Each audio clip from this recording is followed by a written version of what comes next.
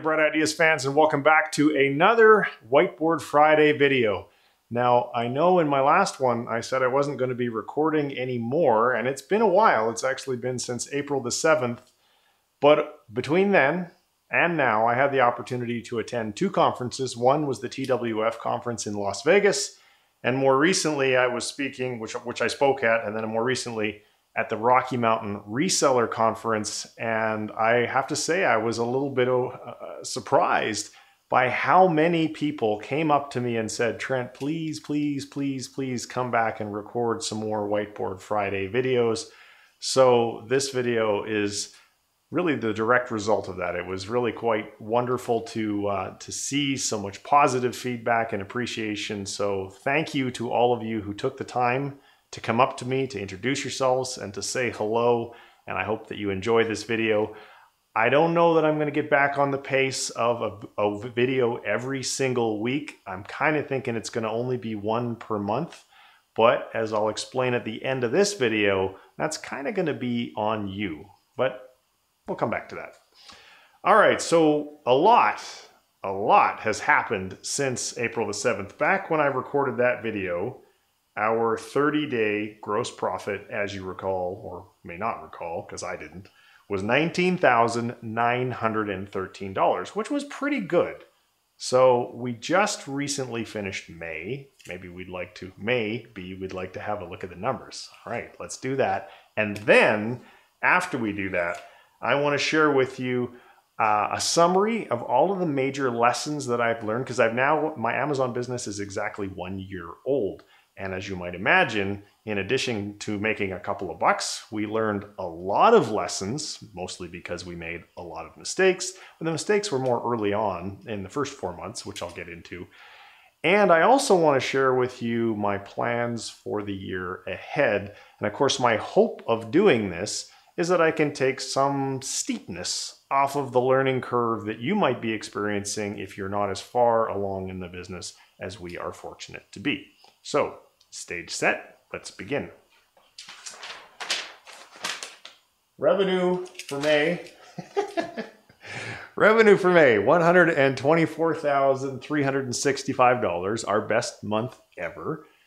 And profit over that period was 21% for a gross profit of $26,034, which obviously we're pretty darn excited about.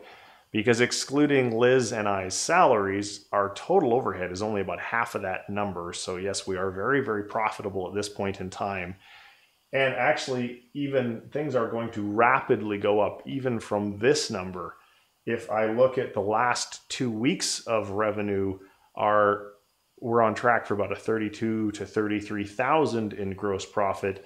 And we've just recently sourced a wildly popular product, which on its own is going to add another 10,000. It's a little bit is in here, but we didn't have much and we ran out of stock really fast.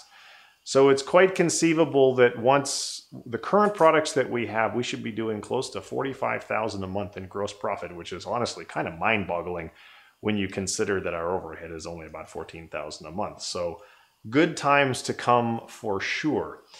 All right. So now that we've talked about the numbers, we talked about May and pat myself on the back and pat my team on the back because I couldn't have done it without them. Let's talk about the big lessons in the first year and so forth, because there's a lot of good stuff in here that I want to pass on to you guys. So to begin with, and I said this on stage at both of the events, when you're starting in this business, it's really important for you to understand what it is you're trying to build. Are you trying to build a job where you're going to be kind of like a solo entrepreneur? Or are you trying to build, which in my case I am, an Inc. 5000 company, something that is going to function on a day-to-day basis without you, grow quickly, get recognition, and actually be worth something to someone else? Once you've figured out what it is you're trying to build, then it's a good idea to pick a mentor. And in my case, in the last conference, I talked about how Warren Buffett is my mentor, and you'll see how that's coming into play later on in this particular video.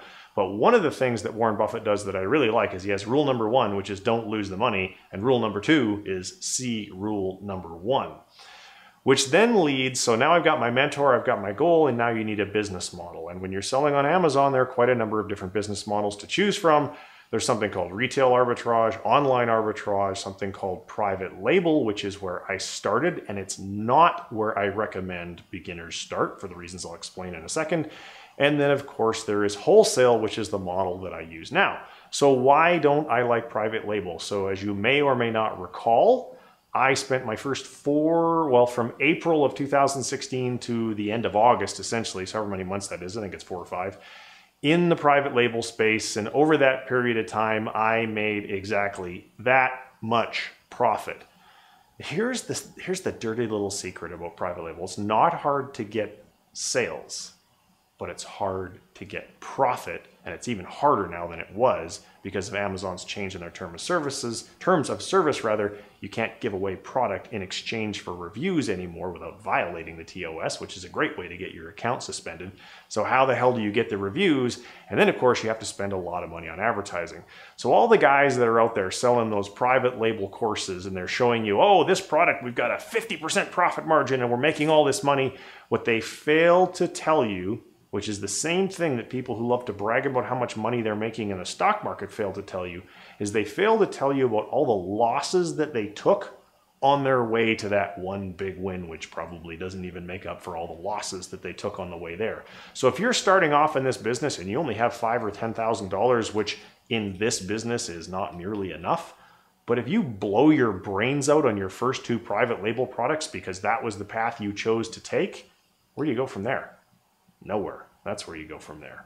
With wholesale, the chances of losing a meaningful stake of your money is effectively 0. Because in the wholesale model, we're only buying products that are already selling really well. So I don't have to spend any money on advertising. I don't have to give away product to get reviews. All I have to do is get my share of the buy box and hope that I have enough profit margin to make it worthwhile. And that's the big risk in wholesale, is that thanks to the race to the bottom from too many sellers, the profit margin can disappear and sometimes become negative. To put it in perspective, in the first year, I think our worst product decision, we probably lost 20 or 30% of our money, versus in private label, it's very easy to lose all of your money. So you don't want to do that. All right, so let me dive into my flip chart here and see what we've got. So and there's a chart in the blog post where you're watching this video. And in our first year, our gross revenues were $738,047 with a gross margin of 16% for a total gross profit of $117,307. So did we set world records? No, I don't think we set any world records, but we definitely did pretty darn well at this next 12 months, given, like if you just take this times 12, you can see we're well on our way to doing somewhere between $2 and $4 million in our second year. So obviously very, very happy about that. And I attribute that solely and completely to our selection of the business model of wholesale, because as you can see, there's on this chart, and again, there's an image on the blog post, around September, when we made the pivot from private label to wholesale, things just, I guess from your perspective, because it goes this way, things just really, really took off for us. And that was largely as the byproduct rather of the product sourcing system that I've developed. And this is something that, this is why I was at both of those conferences and I was talking about this mass production system. And if this is the first you've heard of it, you can get access to the podcast where I talk about this system for free. Just go to Brightideas.co/213 and I cover it in detail. So big lessons from sourcing is it is a numbers game. Holy cow, it's a numbers game. We sent up to about the mid-April of this year, we had sent a total from September to April, a total of 2,000 emails. We opened 33 accounts, so that's a win rate of 1.64%. So, lesson number 1, if you are looking for wholesale accounts and you're doing it manually, chances of your success are going to be really slim and it's going to be super, super discouraging. So instead, you need to build systems. You need to document those systems. You need to semi-automate those systems, and then you need to hire people, aka virtual assistants, to execute those systems for you, so that all that you're doing is replying to emails from suppliers who are replying to your emails. Lesson number 2, build a team. We now have a team, as I stand here today, of 4.5 full-time US employees, and I think it's up to 6 VAs now. And when the summer's over in September, we're going to hire 2 more full-time US employees. So what are we at? 11 now, 10.5, 11, and we're going to go to 13. That is also one of the major reasons why we're growing so fast. Myself, I only work about 30 hours a week, and that's all I want to work, which is one of the reasons why you don't get as many of these videos as you might like to have. And where am I going with that? I guess I'm going nowhere. The point was, you can't have a great lifestyle if you don't have a great team to support you. Now, speaking of systems, sourcing systems are great, but you also need to have purchase and reorder systems, because those things happen very, very regularly when your business is growing at the pace that our business grew over the past year. And we used to use Google Docs for a lot of our systems. We've since migrated our stuff into an application called Process Street, that's process.st. And the reason for that is it allowed us to turn our SOPs, our standard operating procedures, more into checklists. And then we were able to semi-automate portions of those checklists. So once you're using Process Street to hold your standard operating procedures, now you can use another application called Zapier to very easily connect Process Street to Trello or to HubSpot or to any other application that you would like to connect it to, which is where the semi-automation comes from. Another big lesson this year was the importance of going after exclusive or co-exclusive contracts with manufacturers. So if you're just selling on Amazon and you don't have any exclusivity, essentially all you are is a middleman, which is kind of thin ice to build a long-term business on.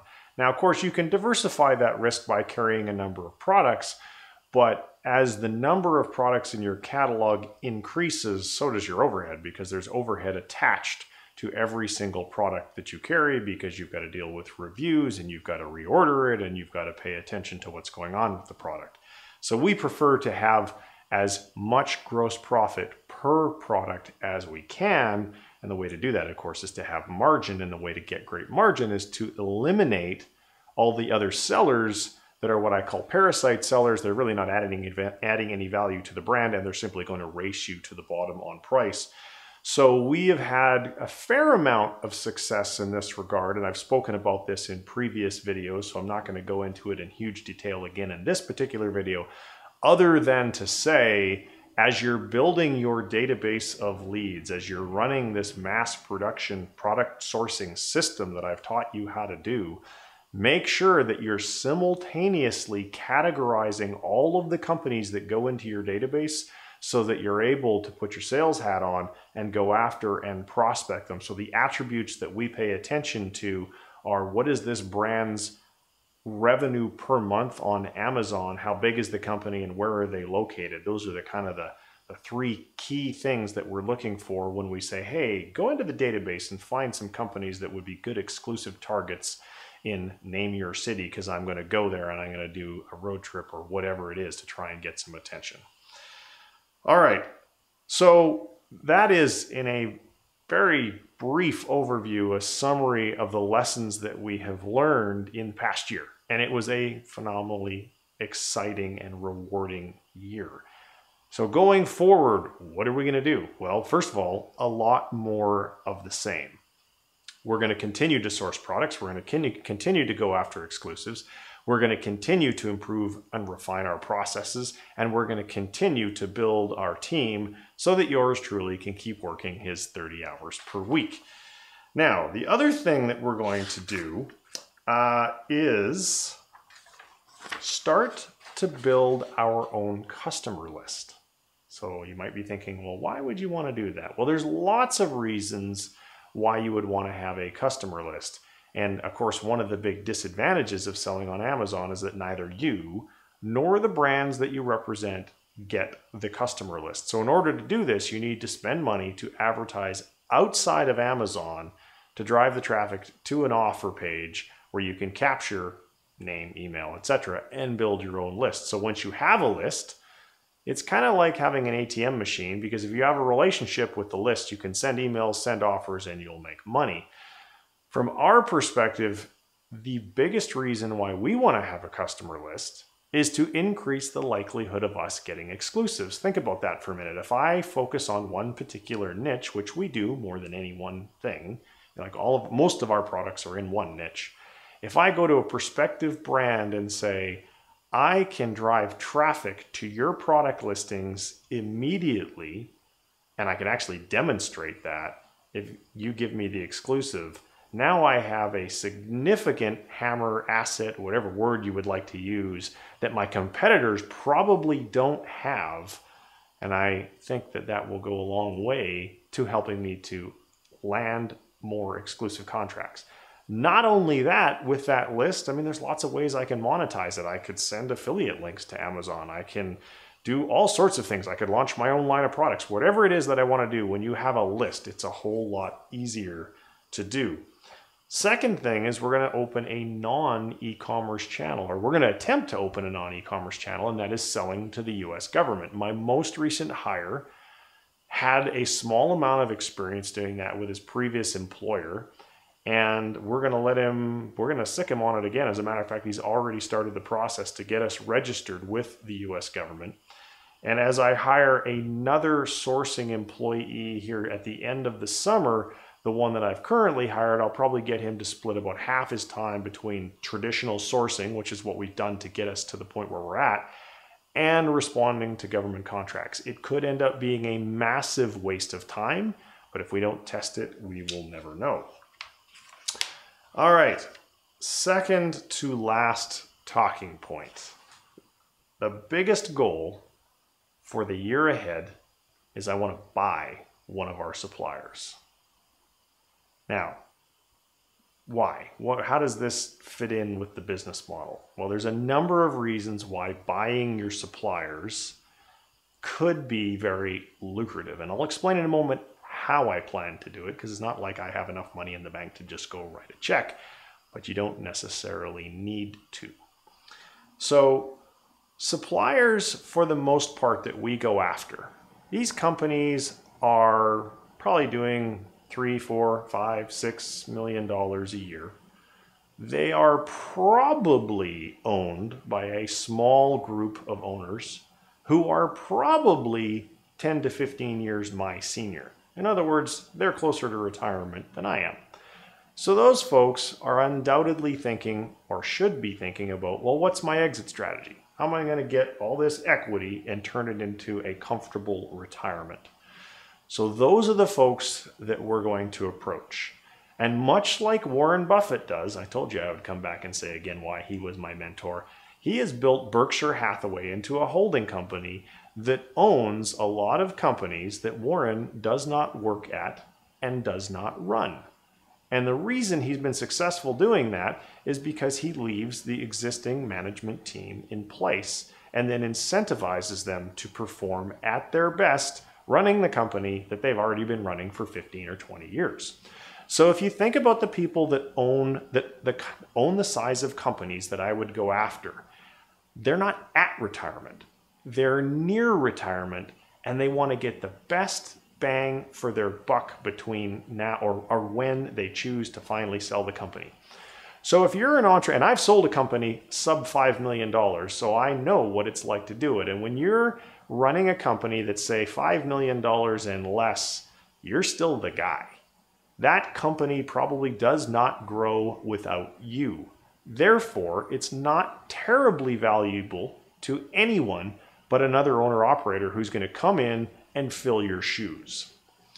So, in order to extract the maximum value from your company, you probably need to be above $10 million in annual revenue so that you have a VP of sales, so that you have a CFO, so that you've got enough of a management layer and enough systems and critical mass that your company would continue to grow and prosper without your specific magic touch. When you get to that place, there is a different pool of buyers called private equity funds that are interested in buying your company. And then what they do is they buy them and they squish several of those companies together. Let's say they buy 3 or 4 $10 million companies. Now they have a $40 million company, and maybe they take it public or they have an exit strategy of their own. For my purposes, that doesn't matter. What I want to do is start a small private equity fund and then buy these companies at, say, $5 million a year, own half of them with the existing management owning the other half, as we quickly as we can grow the company to 10 million, and then we sell it and we all get paid. So this is a very ambitious goal, no doubt. I have not bought a company yet. Several of my friends have, my business friends, and in particular, one of those business friends used to be an employee of a private equity fund, and now he is a co-owner of a smaller private equity fund. And he seems to think that this is a pretty darn good idea. So I'm hoping that he, in some way, shape, or form, helps me to get from talking about it on this video to actually making it happen. One of the other things that you need to do, in addition to finding the companies that are viable and creating a structure to buy them, is you have to find the money to pay for it. That's where investors come into play. So if you're watching this video and that's you, you're an investor and you think this is interesting, I would encourage you to get in touch with me. You do need to be a sophisticated investor, and your lawyer would get involved in all sorts of things. This is not a pitch for securities. I'm just saying, hey, let's start a conversation and see where it goes. But nonetheless, buying our suppliers is something that I think could, over the next 10 or 15 years, create quite a bit more wealth than the cash flow that my company generates and whatever its value might be. And it's also a way for me to diversify risk and as well to take advantage of financial leverage. So there's all sorts of reasons why that I'm interested in doing this. Oh, and one other one, let's not forget. If I buy supplier ABC.co or John, Bob's whatever widgets, who do you think's going to get the exclusive for that product line on Amazon? This guy. So not only am I, it's kind of like double dipping. I'm creating a portfolio of more exclusives with unbreakable relationships so that I don't ever have to worry about anybody else getting in on those products. So there's a lot of reasons to consider buying suppliers. So with that said, I want to round this out by saying this. A lot of people have asked me, hey Trent, are you coming out with a training course? And the answer is I have no plans for a training course, not at this point in time. And the reason for that is I'm just too darn busy running my business. And now I've got this plans for the private equity fund, and I only like to work 30 hours a week. And my envision of a training course is that it's going to take a reasonable amount of time to create it. In our case, we have most everything documented already, so I have quite a library of content. But then I've got to do the whole promotional thing to sell it. And whenever you get fairly successful on the internet as a training guru, then there's all sorts of people who like to be trolls. And I can't stand listening to that because our business is legit. I'm not out there selling some training course on something I don't know how to do, which is something that a lot of gurus like to do. So if you're waiting for a training course from me, don't hold your breath. It's not coming anytime soon, and in fact, it may never come. Having said that, I do have my Facebook group, which I still actively moderate and share content in, and that is absolutely free. You can easily get an invite to join it. You just go to Brightideas.co, become a subscriber. You'll get hardly any email from me because I only send an email when I create these videos, and I create less than one of these per week, so I'm not going to clog your inbox. Anyway, you will get an invite to the Facebook group, and that is where you can ask other members questions, and periodically I will chime in with answers as well. And if you would like to see another one of these Whiteboard Friday videos, here's where I'm asking for your help. I'm not going to make another one anytime soon, likely, unless this one gets at least 500 views, because there's a fair amount of work to making one of these things. I got to script out what I'm going to say. I got to write a blog post. I got to shoot it. I got to edit it. I got to upload. And as I mentioned, I have no training course. I don't monetize this content in any way, shape, or form. So it's really just kind of a charity event for me, which I like to do, but I don't like to do too much of it. And especially don't like to do it if it's not being consumed hence the goal of 500 views. So why did I pick 500? Because I've never had one of these videos get watched 500 times before. I think the record is 350 or something. So how you can contribute to that is to share it, tweet it, put it in other groups, do whatever you would like to try and get more eyeballs on the video. And if we get over 500, then I'll think, hey, people are actually consuming all this content that I'm creating. Maybe I'll make another one. So that's it for today. If you want to make sure you get notified of the next video, either become a subscriber at Brightideas.co or subscribe to the YouTube channel. And if you enjoyed this video, I'd love it if you left a comment or click the thumbs up button or send me good wishes in the sky or whatever it is that you want to do. Thank you very much for tuning in. I'll see you in the next, if there is one, Whiteboard Friday video.